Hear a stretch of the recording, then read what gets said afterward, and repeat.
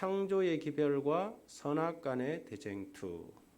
선악간의 대쟁투를 이해하기 위하여 성경이 말하는 선의 개념과 악의 개념이 뭔지 먼저 정확하게 이해하는 것이 필요합니다. 성경적인 개념의 선, 성경적인 개념의 악. 우리가 선악하면 일반적으로는 도덕적 개념으로 선악을 이해하죠. 그러나 성경이 말하는 선과 악의 개념은 이보다 훨씬 높은 차원의 이야기인 것입니다. 그래서 눈으로 보기에는 선한 것일지라도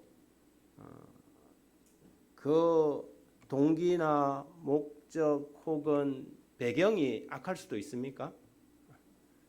행동은 선하게 하고 있는데 그 동기는 전혀 다를 수가 있어요. 그죠? 하나님께서 보시는 절대적인 관점에서 선은 무엇인가? 그리고 악은 무엇인가? 그런 개념으로 우리가 좀 성경적 선과 악을 먼저 규정할 필요가 있다고 생각합니다. 성경이 말하는 선이란 하나님의 절대적인 선을 이야기합니다. 한 번은 예수께서 이런 말씀을 하셨죠. 이르시되 내가 어찌하여 나를 선하다 일컫느냐? 하나님 한 분 외에는 선한 이가 없다. 그렇게 말씀하셨습니다. 어찌 세상에 선한 사람이 없겠습니까? 수없이 선한 사람들이 세상적인 관점에서 볼 때는 있겠지요. 그렇지만 성경은 하나님 한 분 외에는 선한 이가 없다고 이야기할 때 이 선은 하나님의 절대적 선을 말씀하시는 것일 것입니다. 시편 기자는 너희는 여호와의 선하심을 맛보아 알지어다. 그에게 피하는 자는 복이 있도다. 그렇게 말씀하셨죠. 여호와의 선하심은 우리가 맛보아 알아야 할 여호와의 선하심은 도대체 어떤 선을 이야기하는 것일까요? 부조와 선지자 48쪽에 보면 만물은 하나님에 대하여 우리에게 말한다 그랬어요. 그래서 그 선이 어디에도 나타나 있냐면 만물 가운데도 나타나 있다는 것입니다. 원래 하나님께서 창조하셨던 천연계, 자연계는 하나님의 선의 목적으로 합당하게 지음을 받았습니다. 그래서 실물교훈에 보면 만물이 본래의 완전한 상태로 있을 때에는 오직 하나님의 사상, 그 사상은 어떤 사상이에요? 선의 사상을 잘 나타내고 있었다는 것입니다. 비록 죄로 말미암아 지구가 타락하고 자연계가 파손되었다 할지라도 그 속에는 여전히 하나님의 사랑적 선을 나타내는 모습들이 남아 있을 것이라고 생각합니다. 그래서 천연계와 성경은 둘 다 하나님의 사랑을 우리에게 보여준다.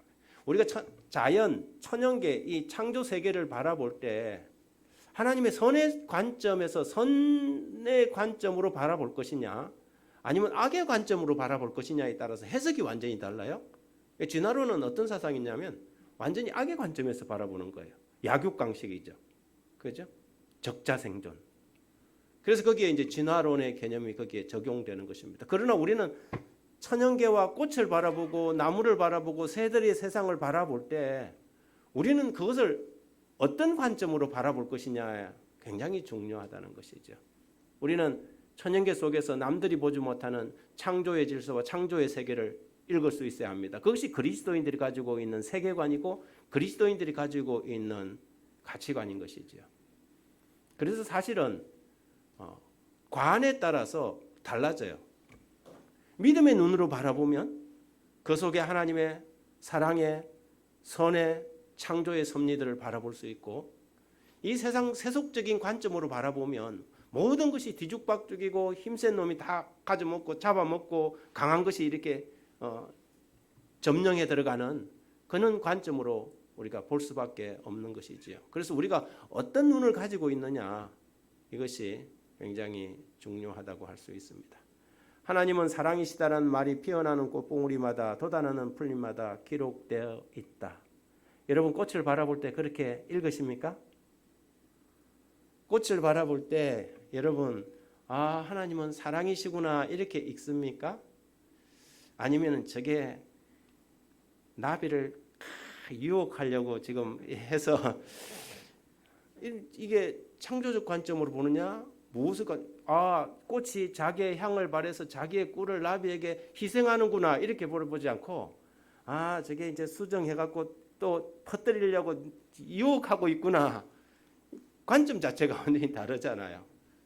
똑같은 사실을 두고도 전혀 다른 관점으로 바라보는 것이죠.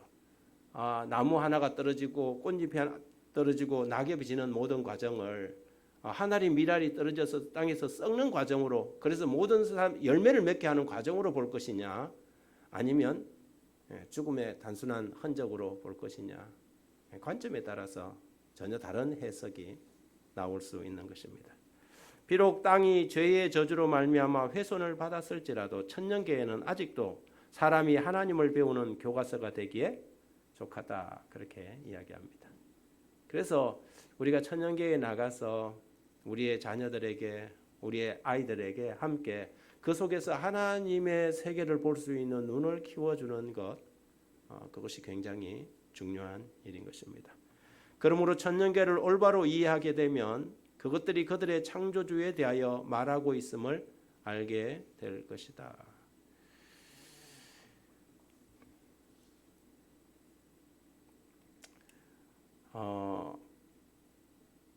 하나님의 형상이 천년계 속뿐만 아니라 두 번째 나타나는 것이 사람, 인간 속입니다. 그래서 사람들이 타락해서 그 형상이 하나님의 형상을 잃어버렸지만, 그래도 우리가 인간들 속에서도 하나님의 형상에 어렴풋한 뭔가를 느낄 때가 있어요. 아무리 악한 사람도 자식을 향한 사랑을 볼 때, 저런 악인도 자식을 위해서는 자기를 희생할 줄 아는구나. 그런 경우가 있습니까? 그런 경우가 있죠.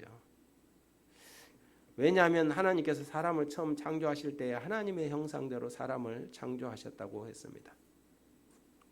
우리는 그가 만드신 바라 그리스도 예수 안에서 선한 일을 위하여 지으심을 받은 자니 이 일은 하나님이 전에 예비하사 우리로 그 가운데서 행하게 하려 하심이라. 하나님께서는 하나님의 형상대로 사람을 창조했습니다. 그래서 비록 죄로 타락한 사람들이지만 또 사람들 안에서도 하나님의 형상을 볼 수가 있습니다. 그래서 우리가 아무리 악한 사람, 아무리 나하고 좀 원한 관계에 있는 사람이라 하더라도 그 사람 안에서 하나님의 형상을 볼 수 있는 눈, 이것이 우리에게 필요하다고 생각합니다. 그래서 악한 사람도 일면 선한 부분이 있는데 그런 부분들을 보고 긍정적인 자세로 사람에 대한 사랑의 마음으로 사람을 읽을 수 있는 그런 눈이 우리에게 필요하죠. 성경 속에 하나님의 그 선의 사상이 성경의 전반에서 흐르고 있는 것인데요. 성경은 우리에게 하나님의 품성을 보여준다. 하나님께서 친히 당신의 영원한 사랑과 자비를 우리에게 말씀하셨다. 그래서 성경 속에는 바로 하나님의 선에 대한, 하나님의 품성에 대한 기록들이 성경 전반에서 흐르고 있습니다. 그래서 성경이 말하고 있는, 하나님께서 말하고 있는 선이 무엇인지를 우리가 성경을 통하여 정확하게 읽을 필요가 있죠. 더 명확하게 보여주는 것은 예수님의 삶이죠. 예수님의 사신 생애는 우리에게 당신의 품성을 나타내준다. 그분의 생애는 또한 하나님의 품성을 우리에게 보여준다. 예수님은 이 땅에 오셔서 하나님이 어떤 분이신가를 명확하게 보여주신, 가장 분명하게 보여주신 것입니다. 너희가 나를 보았거늘 빌립에게 어찌 아버지를 보여달라 하느냐? 나를 본 자는 아버지를 보았느니라. 하나님을 보지 못한 사람들이 하나님이 어떤 분이냐고 하나님을 보여달라고 했을 때 예수님께서는 나를 본 자가 아버지를 보았다 말씀하셨어요. 그렇게 말씀하심으로 예수 그리스도의 생애, 예수님의 삶이 하나님의 성품을 보여주는 가장 분명한, 하나님이 어떤 분일까? 예수님의 생애를 보면 우리가 알 수 있는 것입니다. 여러분, 빅토르 위고가 지은 레미제라블이라는 이 글 가운데 장발장 이야기가 나오지 않습니까? 조카를, 굶어 죽어가는 조카를 살리기 위해서 빵 하나를 훔쳤다는 이유로 19년간 감옥에서 온갖 학대를 받았던 이 장발장은 출소하는 날 자신에게 부당한 대우를 했던 수많은 사람들에게 복수를 하고 말겠다는 그런 생각을 하게 됩니다. 그런데 다른 모든 사람들은 자기를 외면했지만 신부가 최고의 손님으로 그를 대접해서 따뜻한 목욕과 잠자리를 제공했습니다. 귀한 손님이 왔을 때만 꺼내놓는 은대접을 꺼내놓고 그에게 음식을 담아서 융숭하게 대접을 했죠. 그런데 19년간 감옥에서 생활하다가 사회에 나온 장발장은 앞으로 살아갈 날을 걱정하면서 그 신부가 자기에게 대접했던 그릇 대접을 가지고 도망을 갑니다. 그런데 그가 수상한 행동을 하니까 경찰이 그를 잡았어요. 그리고는 그에게서 발견된 은대접을 가지고 신부에게 찾아옵니다. 그때 신부가 어떻게 하죠?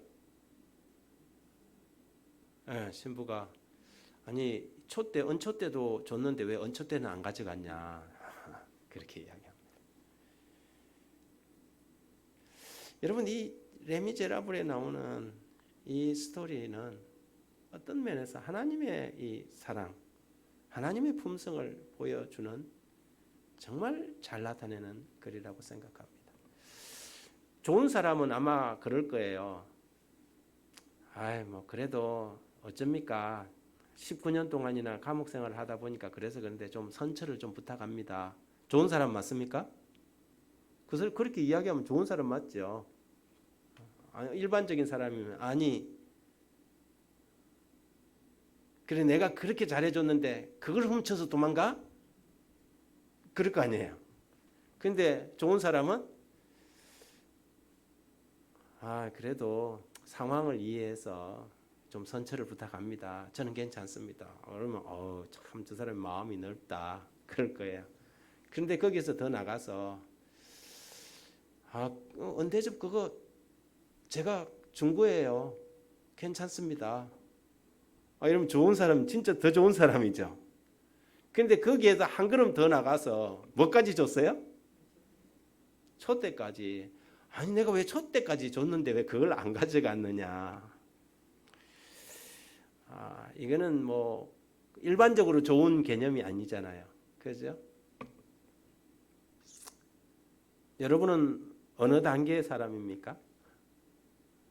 누군가 여러분에게 이렇게 여러분의 선과 호의를 이렇게 장발장처럼 배반했다면 우리는 어떻게 대접할까요?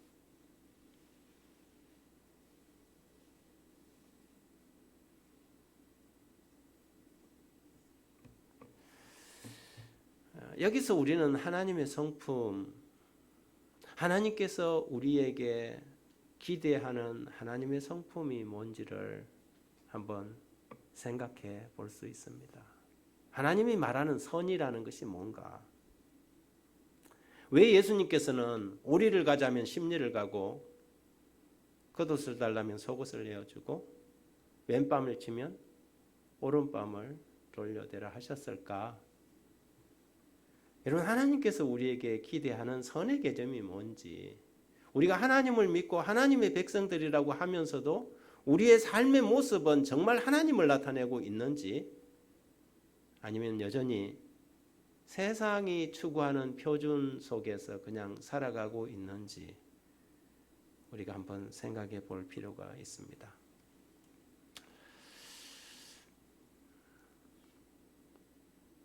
그래서 여기 보면 은혜를 경험한 자가 은혜를 베풀 수 있다. 우리가 십자가의 은혜를, 십자가의 사상과 정신을 그대로 이해하고 그것을 받아들이고 경험한 사람이라면 십자가의 사랑을 우리가 우리 이웃들에게 나눌 수 있을 것입니다. 만일 우리의 이 레벨이 아까 장발장 스토리에서 우리의 레벨이 1단계든 2단계든 3단계 꼭 이게 이제 단계가 있는 건 아니겠지만 어떤 수준이냐는 우리가 십자가를 그만큼 이해하고 있다는 것입니다.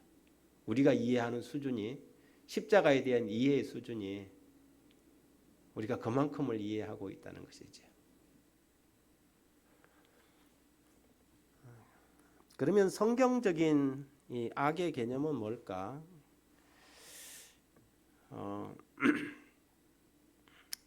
성경이 말하는 악은 세상이 말하는 악의 개념하고 다릅니다. 세상이 말하는 악은 남에게 손해를 피해를 끼치는 것을 악하다 그렇게 이야기하지만 성경은 그렇게 말하지 않아요. 성경이 말하는 악은 선을 행할 줄 알고도 행치 아니하면 죄가 되느니라 그렇게 말씀하세요. 성경 야고보서 4장 17절에 무엇이 선인 줄 알면서도 그것을 행하지 않는 것, 남에게 피해를 끼치지 않는 것, 남에게 악을 행치 않는 것을 악이라고 하지 않고 성경은 무엇이 선인 줄 알고 저 사람이 그래서 황금률의 정신이 뭐예요? 황금률의 정신은 대접을 받고자 하는 대로 너희도 남을 대접하라는 것이에요. 내가 이런 처지에 있을 때는 남에게는 내가 비록 잘못하고 실수했지만 나에게 사랑으로 용서해 주기를 바라면서 다른 사람이 나에게 잘못했을 때는 아주 냉정하고 냉혹하게 한다. 그래서 선이라는 것은 선을 베풀어야 할 상황에서 선을 행하지 않는 것도 성경은 그걸 악이라고 이야기를 하는 것입니다. 그래서 선과 악의 대쟁투라고 할 때 우리가 선악의 개념을 단순히 세상적 도덕적 표준으로 생각하고 이거는 선이고 이건 악이다. 하나님의 평가하고는 완전히 다른 평가가 될 수 있다는 것이지요. 이 악의 원조는 하늘에서 전쟁을 시작했던 루스벨 곧 사단입니다. 그는 창세전에 하늘에서 이 전쟁을 시작했고 그 전쟁의 불꽃을 이 지구상까지 가져왔습니다. 그래서 이 선과 악의 대쟁투의 끝은 단순히 물리적 전쟁으로 끝나는 것이 아니라 하나님의 선만이, 하나님의 사랑만이 선과 악의 대쟁투를 종식시킬 수 있는 유일한 에너지요 힘입니다. 그래서 여러분 대쟁투 총서 첫 번째 책인 부조와 선지자 첫 페이지 첫 줄 그리고 요한 대쟁투 총서 마지막 책인 각 시대의 대쟁투 마지막 챕터 마지막 문장이 여러분 뭔지 아십니까? 부조와 선지자 첫 페이지 첫 줄과 대쟁투 총서 마지막 페이지 마지막 줄은 하나님은 사랑이다. 하나님은 사랑이다. 사랑에서 시작해가고 사랑으로 끝이 나요. 여러분 선악 간의 대쟁투의 쟁점은 뭐냐면 하나님의 성품이에요. 여러분 사단과 하나님과의 싸움이 물리적인 싸움이면 벌써 끝났어요. 그렇잖아요. 싸움도 되지 않아요.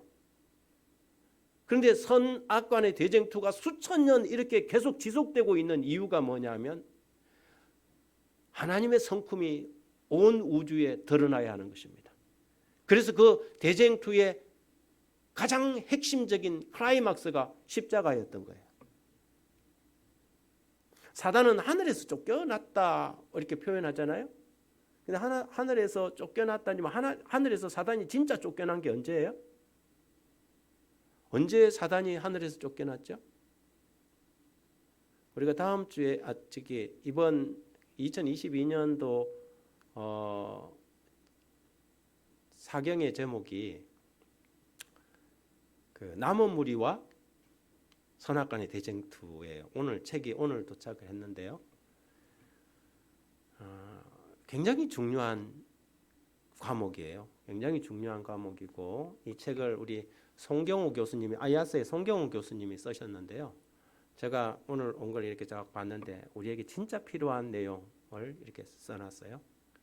하나님의 심판에 대한 그리고 왜 그 과정들이 필요한지에 대한 이 대쟁투의 과정을 굉장히 잘 써놨는데 여러분 사단이 하늘에서 쫓겨난 것을 우리가 아담의 범죄 이전에 하늘에서 이렇게 쫓겨난 것으로 이해하지만 성경을 제대로 공부하면 하늘에서 사단이 쫓겨난 것은 십자가 사건이에요. 하늘에서 사단이 십자가 때 쫓겨났는데 왜 쫓겨났냐 하면 그냥 사단이라는 존재를 뭐 공간적인 개념에 가두어 놓고 이렇게 쫓아내는 그런 개념이 아니라 사단의 정체가 완전히 온 우주 세계에 드러나 버린 것이지요. 아직까지 사단의 정체를 제대로 알지 못하는 존재들은 오직 어디만 사느냐면 지구에 밖에 없어요. 사단의 정체가 완전히 드러난 게 하나님은 사랑이 아니다. 사단의 주장이 그거예요. 하나님은 사랑 아니다. 계속해서 주장할 때 하나님이 사랑이라는 사실, 그러나 그 사랑이라는 것이 그냥 무조건 아이고 내 새끼 하는 이런 사랑이 아니라 하나님의 사랑 안에 하나님의 자비의 품성과 공의의 품성이 민글되어 있다는, 섞여 있다는, 완벽하게 섞여 있다는 그 조화된 하나님의 품성, 사랑의 품성을 가장 잘 보여준 것이 뭐냐면 사단의 말이 다 거짓말이라는 것을 보여준 것이 십자가예요. 십자가에서 예수님께서 달려 돌아가실 때 사단은 하늘로부터 완전히 추방된 거예요. 왜냐하면 하나님의 성품이 드러나고 사단의 주장이 다 거짓으로 드러난 것이 십자가거든요. 그래서 여러분 하나님의 사랑이 마지막에 가서 승리할 거예요. 그런데 그 사랑 안에는, 하나님의 사랑 안에는 두 가지의 속성이 있어요. 하나는 자비의 속성이고 하나는 공의의 속성이에요. 근데 많은 사람이 하나님의 이 사랑이라는 속성을 잘 이해하지 못해서 자비만 생각하는 거예요. 또 어떤 사람은 공의만 생각하는 거예요. 사단의 목적이 뭐냐 하면 뒷부분에 가면 나오지만 사단의 목적은 하나님의 사랑에서 공의를 분리해내는 거예요. 그것이 사단의 목적이에요. 그렇게 함으로 이 대쟁투에서 자기가 유리한 고지에 서려고 하는 것이지요. 이미 사단은 패배했어요. 우주에서는 사단이 이미 모든 우주 거민들로부터 사단이라는 존재가 완벽하게 드러나서 쫓겨났어요. 이제 어디로 했냐면 하늘로부터 땅으로 번개처럼 떨어지는 사건이 십자가 사건이죠. 이 지구에 있는 사람들만 사단에게 속아가고 아직도 하나님을 잘 이해하지 못하는 거예요. 선악간의 대쟁투의 개념은 바로 하나님의 성품이 드러나는 것입니다. 그래서 이 선이라는 것이 하나님의 사랑, 여기 이제 뭐 사랑이라는 하나님의 성품, 선, 사랑 뭐 같은 개념으로 이해하면 좋겠는데 그 성품 안에 두 가지의 속성이 있습니다. 하나는 자비와 하나는 공의의 측면이 있어요. 사람아 주께서 선한 것이 무엇임을 내게 보이셨나니 여호와께서 내게 구하시는 것은 오직 공의를 행하며 인자는 자비를 이야기합니다. 인자를 사랑하며 겸손하게 내 하나님과 함께 행하는 것이 아니겠느냐, 그렇게 이야기합니다. 우리가 하나님의 성품, 즉 선을 연구할 때 우리는 하나님의 자비와 온유와 용서를 알게 된다. 우리는 또한 그분의 공의를 알게 된다. 하나님을 우리가 제대로 공부하게 되면 하나님 성품 안에 있는 그분의 자비의 속성, 즉 온유, 용서를 알게 될 뿐만 아니라 그 안에 있는 공의를 알게 된다고 말합니다. 하나님의 선을 이해할 때 매우 주의해야 할 것이 있는데 그것은 하나님의 품성은 인간의 품성과 다르다는 사실입니다. 우리가 하나님의 공의를 하나님의 선의 개념 안에서 자비와 완전히 섞인 개념으로 이해할 때 우리가 혹 죄를 지을지라도 사랑의 하나님께 나갈 용기를 얻게 됩니다. 이것이 진정한 성경의 공의의 개념이죠. 사실은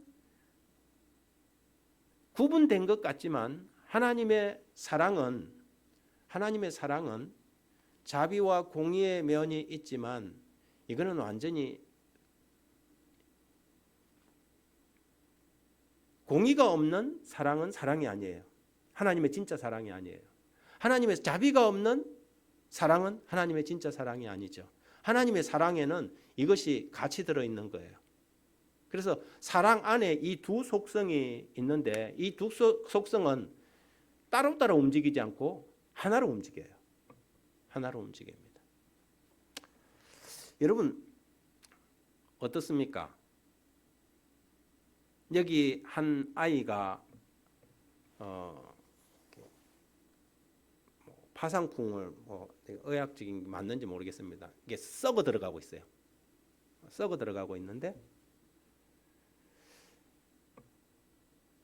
의사가 들어와서 이걸 갖다가 절단해서 나머지 부분이 썩지 않도록 하는 것이 사랑이에요? 자비예요? 사랑이에요? 아니면 어떻게 하면서 그냥 그게 계속 들어가도록 썩어 들어가도록 가만히 두는 것이 사랑이에요. 신기한 집사님, 절단하는 게 사랑이에요? 절단하는 게 사랑이에요. 사랑이라는 것은 그냥 봐주는 것이 아니죠. 그래서 심판이 필요한 거예요. 하나님의 사랑은 때때로 불로 나타나요. 그죠? 지옥불, 하나님의 심판의 지옥불이 사랑이에요? 아니면 사랑이 아니에요? 하나님의 지옥불은 사랑이에요. 하나님은 처음부터 끝까지 대쟁투의 첫 구절부터 마지막 구절까지 하나님은 사랑이라 한 것처럼 하나님은 심판도 하나님의 사랑의 행위예요. 그런데 심판은 하나님의 사랑이 아니다 이렇게 해석하는 것은 지극히 인간적인 해석이에요. 그 인간적인 사랑의 개념을 가지고 있으니까 어떻게 아버지가 창조주가 자기가 창조한 사람들을 심판할 수 있느냐 이렇게 생각하는 것은 사랑의 개념을 공의와 자비의 개념을 완전히 분리해서 생각하는 거예요. 그런데 하나님의 품성은요 이것이 하나로 되어 있어요. 오늘날 교회 안에 잘못된 가르침이 바로 자비와 공의를 분리해내는 것입니다.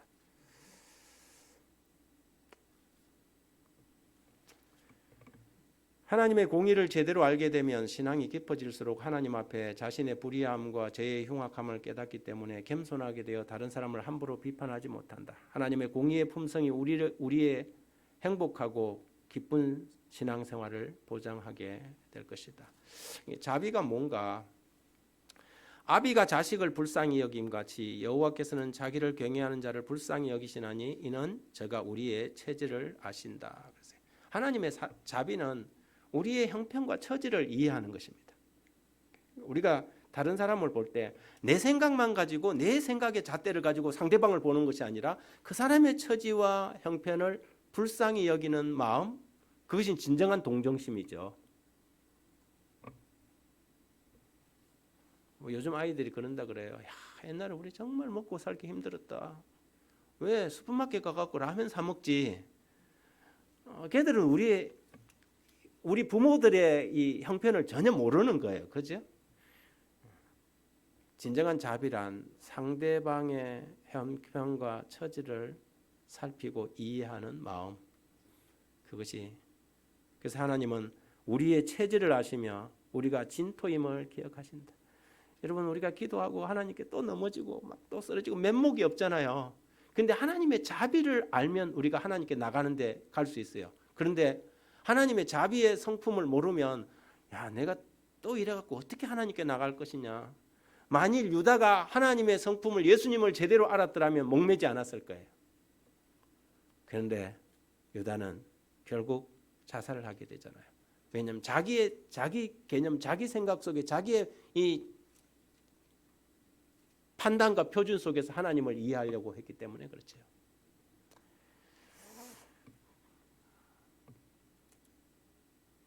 죄에 대한 용서하는 은혜가 자비에서 나옵니다. 그리고 우리의 생존과 행복을 위해 값없이 제공되는 은혜가 또 이렇게 베풀어집니다. 자비와 공의는 같이 한번 읽어볼까요? 시작. 자비와 공의는 하나님의 거룩한 속성으로서 각기 제정된 위치에 있는데 자비는 그 자체의 온화하고 관대한 기질을 소멸함 없이 또는 그 자체의 동정적인 특성을 상실함 없이 회개하지 않는 완고한 죄인을 벌하는 데 그 기능을 행사할 수 있으며 공의는 그 자체의 성실함을 범하지 않고 회개한 죄인을 용서하는 일에 그 기능을 행사할 수 있다. 조금 어렵게 문장이 느껴지죠. 다시 말해서 자비와 공의가 그 특성을 상실하지 않으면서도 뭐냐면 사랑하면 그건 공의가 아니다. 또 심판을 하면 그건 자비가 아니다. 이렇게 한단 말이죠. 그렇지 않다는 거예요. 그렇게 하는 것이 자비고 그렇게 하는 것이 진정한 공의가 되는 사랑의 행위가 실현될 수 있다는 것이죠. 그런데 우리 인간들은 항상 그걸 갖다 분리해서 생각해요. 죄인을 용서해 주면 자비는 자비인데 저거는 공의가 아니다. 또 반대로 심판을 하면 저거는 자비가 아니다. 이렇게 한다는 거죠. 그건 인간적인 판단인 것입니다. 그래서 십자가는 그 진짜 신의 한 수라는 말이 있잖아요. 신의 한 수. 사단이 정말 상상할 수 없었던 신의 한 수가 뭐냐면 십자가예요. 어떻게 저 죄에 빠진 죄인들을 하나님께서 구원할 수 있느냐? 하나님의 공의가 그것을 그렇게 할 수 용납하느냐 이거죠. 그런데 하나님께서 하나님의 공의와 자비의 측면을 완벽하게 조화시키면서도 죄인을 구원하는 길을 선택했는데 그것이 뭐예요? 십자가예요. 하나님의 사랑은 그분의 자비 못지않게 그분의 공의에도 표현되어 있다. 하나님의 계획에는 이것들이 서로 분리될 수 없도록 단단히 결합되어 있으므로 전자는 후자 없이 존재할 수 없다는 사실을 그리스도께서 보여주셨다. 하나님의 사랑과 자비를 우리가 바르게 이해할 때 우리도 하나님의 성품을 옹호하는 삶을 살 수 있게 됩니다.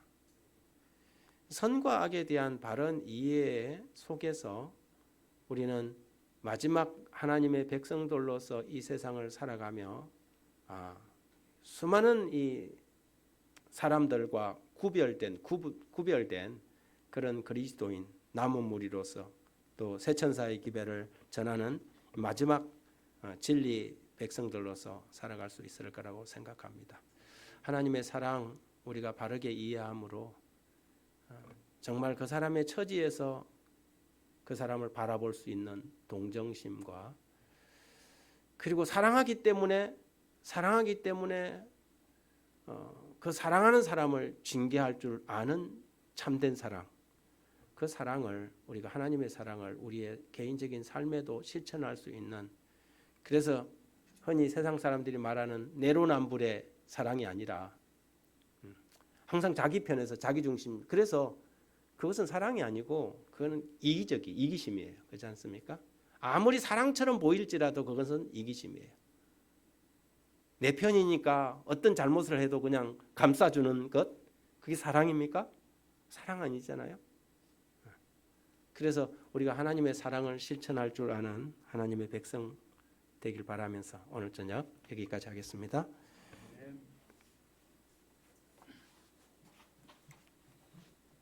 네, 마천 찬미는 다 같이 일어나서